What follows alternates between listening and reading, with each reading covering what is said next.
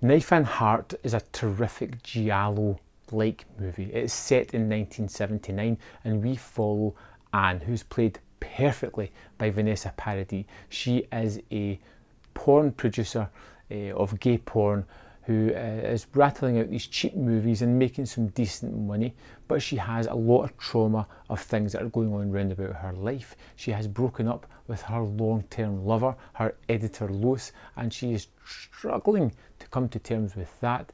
But as it turns out, there's bigger worrying things to happen as well, as there is some kind of serial killer taking out her male performers in her movie.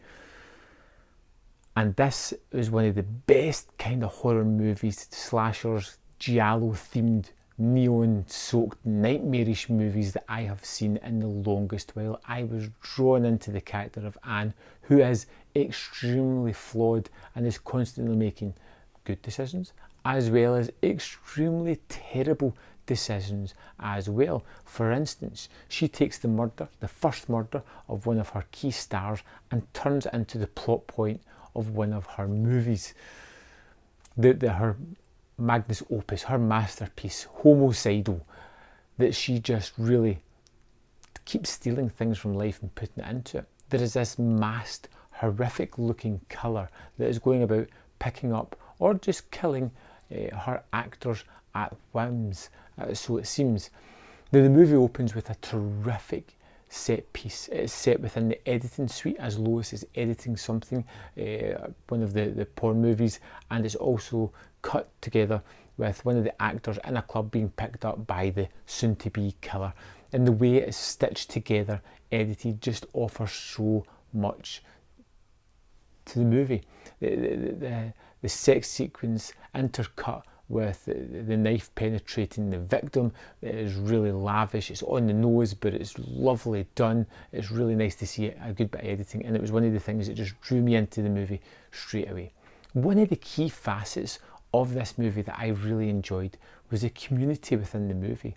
This team of people who have been making these movies for the longest while, and they're almost family-like stature that they have. You know, you've got the patriarch, the matriarch, you've got all the other people that just make up this family, and it really is interesting to see how much they care for each other, how much they feel like a community, how much they're kind of cordoned off from everybody else who looks down their nose at them, sneers at them, and then all of a sudden this deadly element is introduced into this environment and starts to haphazardly just take elements out to kill parts of their family.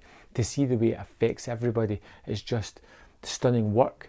This isn't just your average horror movie that relies on the blood and the guts and the gore and the stalking sequences, which are there and are extremely well done, but it's based within a group, a community of characters that you genuinely like spending time with and like to see make it to the end of the movie, hopefully, which unfortunately they don't all do.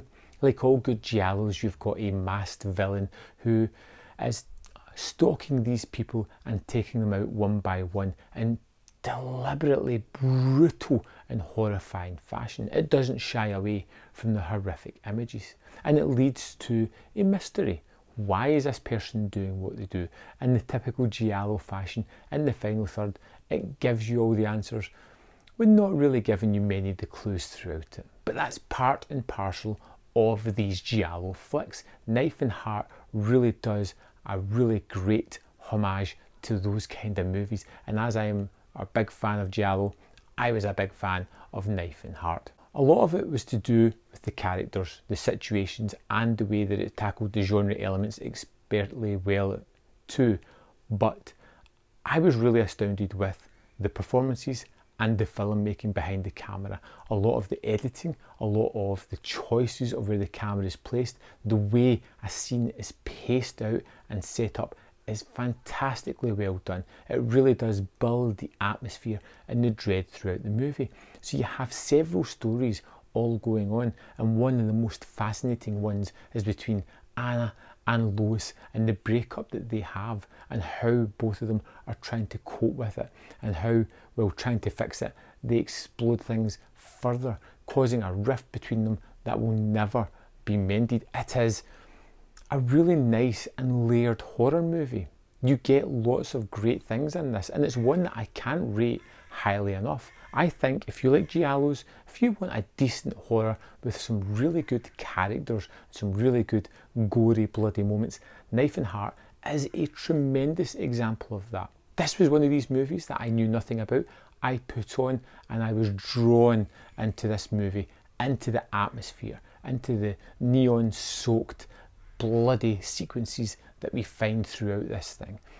This is a really great, well-staged, well-paced, well-acted horror movie that I am a little bit worried is going to fade into the shadows and not get the kind of praise it deserves. Here it is. I love this movie. I thought it was really fantastic. For me, the more I think about it, it is definitely up there for me. Almost a 5 out of 5. But I've got a little niggle that I maybe rectified on a second watch. Just now, I'm going to give it 4.5 out of 5. That's a great rating for this movie. That is a highly recommended rated. I hope that you go and check out Knife+Heart. I think you're going to love it. Right now in the UK, it's on Shudder if you have that streaming services.